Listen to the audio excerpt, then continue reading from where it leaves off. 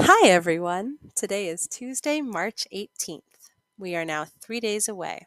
These two eggs are on day 18 of 21 days and could hatch by Friday. There are a couple of steps to get them ready for lockdown. The first step is unplugging the automatic egg turner since we no longer need it. Once it's turned off, we need to open the incubator for the last time until they begin to hatch. Now that the incubator is open, it's time for the next step. I've turned off the room light because we need to check the eggs for the last time. It's a little more difficult for me right now to hold the flashlight since I'm the one holding the camera as well. But as you can see, I figured it out. Just like before, I'm checking from the bottom to see how the chicks are doing inside the eggs. I'm scratching this egg to see if there's any movement, but I really can't tell. This chick has grown so much that they barely have any room left in their egg. And now it's time for the second egg, and this chick has grown too. It's hard to see because the room is still a bit bright, but I could see it looks a lot like the first egg. And it looks like it was moving.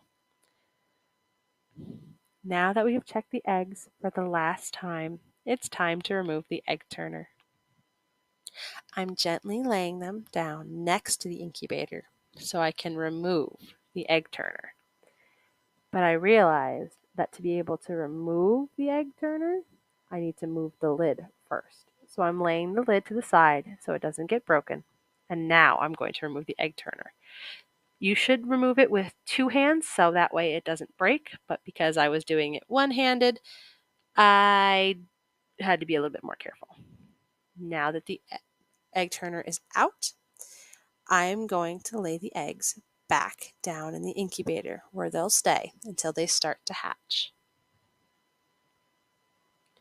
Now, typically, I would put the water in from a channel vent on the side, but I figured you guys would like to see the water go in. So the water I'm adding will help bring the humidity to between 65 and 75%. And this water is going into a cutout channel in the bottom of the incubator to help maintain that humidity. Now that the water is in, I'm going to use the flashlight to double check and make sure there's enough water in both sets of channels to keep the humidity up for the next 3 days.